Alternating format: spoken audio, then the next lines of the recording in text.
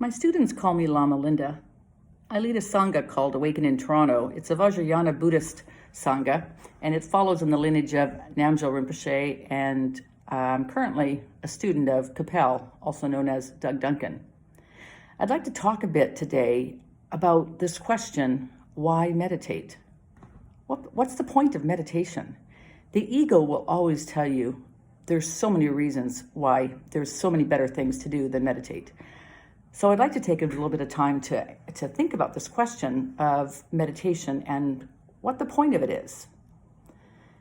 I can tell you for myself, I've been meditating for about 30 years, pretty intensely sometimes, and it truly has transformed my life. I cannot imagine what my life would be like if I never meditated. My relationships have been transformed, improved. The success of my professional life. As a social worker, I specialize in illness, dying, and death, and work with people at end of life. And the success of this professional work has been greatly improved through my meditation. And my health has also received great benefit through my meditation practice.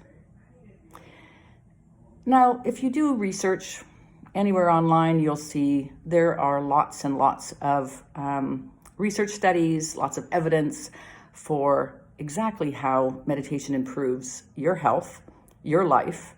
And for those of you interested, you may want to do a little bit of Googling and find out, the specifics of how it helps and why it helps. I can say for myself that there's 3 areas that are often delineated in Buddhism that it has drastically affected. And these are known as body, speech, and mind. So at the body level, we know that meditation greatly improves your general markers of health, such as your blood pressure, lowers your blood pressure, decreases stress, increases emotional regulation. This is a huge thing. And meditation really helps us regulate the feelings, the emotions we have, and allows us to be much more in charge of our fight, flight, fear responses. It also really helps in speech. Now, speech is all about the way we talk and communicate with others. And when we meditate, it actually helps us give more thoughtful responses. It helps us be more loving, be more compassionate, show up differently in our relationships.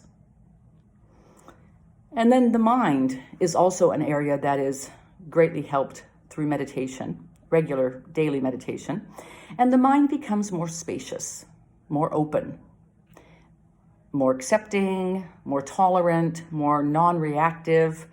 We use this term spaciousness, and we think about spaciousness sometimes in different contexts in quite a different way, but I really find this word spacious a helpful word in understanding the benefits of meditation, because spaciousness just opens things up and just kind of teases them apart, shows them in a way that can be slowed down enough to actually notice it.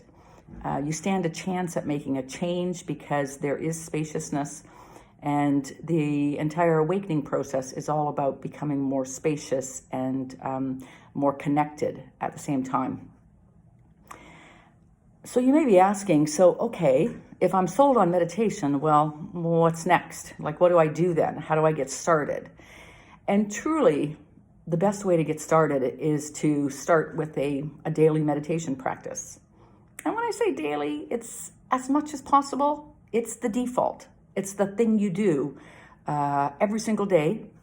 Now, for many people, that'll mean 5 days a week. If you have a job, 5 days a week, you might match it up to your work days. 6 days a week is also great. Most teachers will say it's good to have a day off. The day is not to party and go crazy, but the day is really about integration and making sure that you don't get too tight to your routines. You want to attend to your routines, but at the same time, you don't actually want to be so rigid and strict. And so doing it 5 to 6 days a week is really good. And often it's about something like 30 to 50 minutes. Now, many people will kind of balk at that and say, yeah, I could never do that. I don't have time.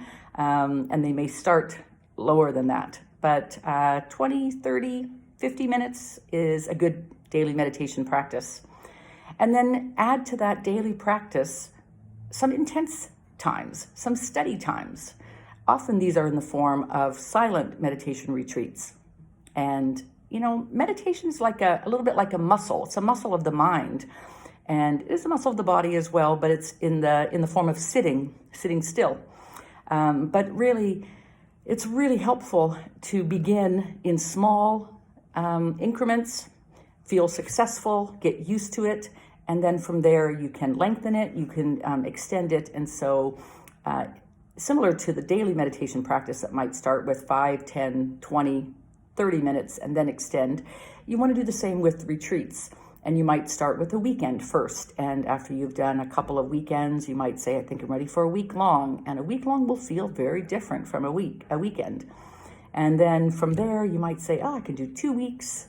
And many people will extend beyond that over time. And it's significant to do some really long retreats, maybe a month, maybe 2. A lot find something really happens in those multiple cycles. So 3 months is really quite a great meditation retreat time as well. And one of the reasons why one does a daily meditation practice as well as these extensive silent retreats is meditation is not like a pill. It doesn't give you fast results. It's important that you be realistic about the results and recognize that it takes time for subtle progress to happen. And if you only do it for a short time, you don't really give it the benefit to see what kind of results might happen. And some people will also find that as they get started with meditation, it can feel like you're going backwards, because the first thing that often happens is you begin to realize how crazy that mind is. And when you start to listen to the thoughts, notice the feelings, be aware of the body, it can be a little freaky, because you might discover what in Buddhism is often called the monkey mind, which is just a mind that jumps around all the time. It's the restless body that just can't sit still, that thinks it's going to freak out if it can't move. And feelings that seem to come out of nowhere, maybe even in the middle of a meditation when absolutely nothing is happening and there's a feeling that arises. So it's really important that no matter what comes up, you practice this spacious mind, this accepting mind that just allows whatever is to be, and you notice it, and you don't judge your practice as good or bad. And if you have busy practices, that doesn't mean stop. It means you're on the right track. You're noticing, and you just continue on.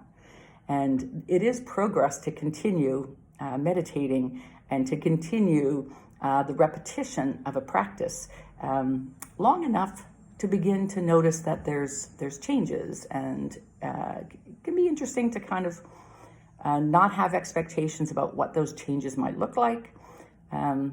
We talk about how with meditation, there aren't direct results you're aiming for.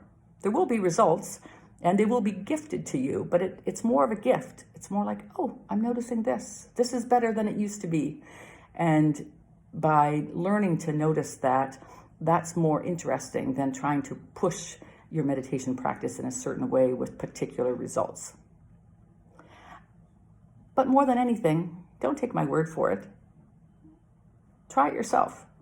See what happens if you do meditate. See what happens. See how you feel. See what happens to your thoughts. Does your life change? In what way? Can you hold on to the pattern? Do you have determination and patience to continue the practice long enough to actually give it a chance to transform your life? I hope so.